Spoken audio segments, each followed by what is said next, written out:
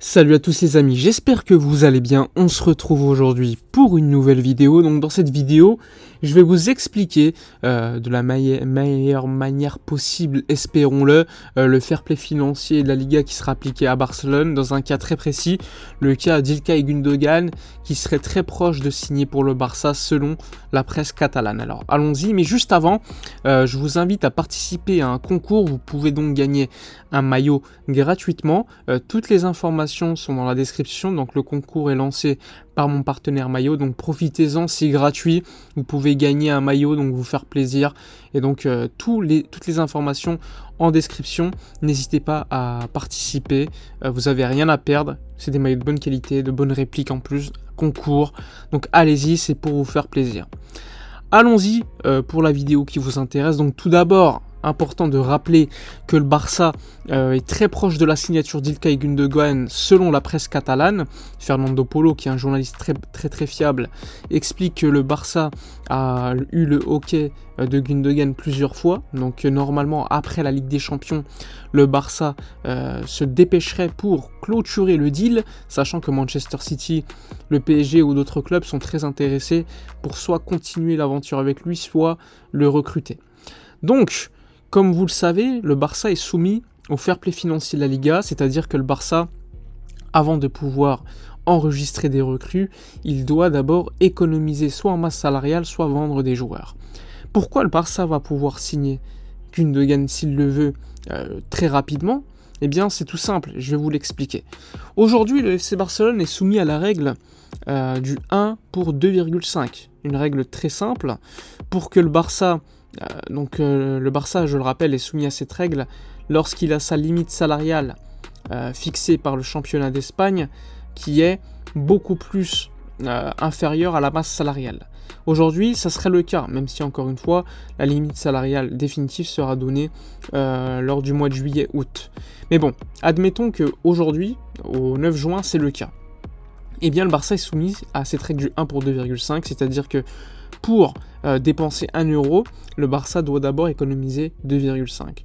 Donc dans cette logique, par exemple, admettons que Ilkay Gundogan gagne un salaire de 12 millions d'euros bruts annuels, ce qui serait normalement le cas selon les médias, donc 12 millions d'euros. Donc le Barça doit, en préambule, générer suffisamment de masse salariale pour pouvoir l'enregistrer. Le Barça, qu'est-ce qui s'est passé ? Eh bien, il a déjà réussi à créer du fair play financier cet été. Déjà, comment? Eh bien, par le départ de Jordi Alba. Je rappelle que selon Fernando Polo, encore une fois, Jordi Alba, sur son salaire de la saison prochaine, eh bien, il y a 60% de celui-ci qui est, entre guillemets, pardonné. C'est-à-dire qu'au lieu de toucher les 36 millions d'euros bruts annuels que le Barça devait lui donner, eh bien, il touchera seulement 40%, entre guillemets, seulement, évidemment. Ce qui représente une somme économisée pour le Barça de 21,6 millions d'euros. Alors allons-y pour les règles pour vous expliquer. Il faut savoir que lorsque le salaire d'un joueur représente 5% au moins de la masse salariale totale du club, ce qui était le cas pour Jordi Alba, eh bien ce n'est plus la règle du 1 pour 2,5 qui s'applique, mais la règle du 1 pour 2, c'est-à-dire du 50%. Si tu économises, dans le cas de Jordi Alba, 21,6 millions d'euros, eh bien, tu pourras réinvestir 10,8 millions d'euros, la moitié, ce qui est logique. Donc ça, c'est la première règle du 1 pour 2, lorsque le salaire représente, encore une fois, au moins 5% de la masse salariale, ce qui était le cas pour Jordi Alba. Autre règle, pour les joueurs qui ont un gros salaire comme c'était le cas pour Jordi Alba, eh bien, lorsqu'il y a une plus-value comptable, imaginons que Jordi Alba, on l'avait vendu, je sais pas, à 40 millions d'euros, eh bien, comme il avait été totalement amorti dans les comptes, ça aurait fait une plus-value de 40 millions d'euros. Néanmoins, en termes de fair play financier, tu aurais pu réinvestir que 35% de cette plus-value. Et il faut savoir que lorsque le joueur représente 5% de la masse salariale, c'est 1 pour 2 en termes d'économie de salaire et 35% en termes de plus-value comptable, et ensuite tu additionnes les deux. Donc si Jordi Alba, on l'avait vendu à 40 millions d'euros, admettons, et qu'en plus de cela, on aurait économisé son salaire à hauteur de 60%, comme je vous l'ai dit, eh bien, ça aurait fait, comme vous le savez, 10,8 de fair play financier créé par la masse salariale économisée, parce que 1 pour 2, et ensuite plus les 40 millions d'euros, les 35% des 40 millions d'euros, et ensuite ça te donne une somme, ça te donne le fair play financier généré par Jordi Alba. Mais si on reste dans les faits, Jordi Alba, lui, n'apporte pas de plus-value comptable, mais seulement une économie de salaire à hauteur de 60%. Donc il te crée,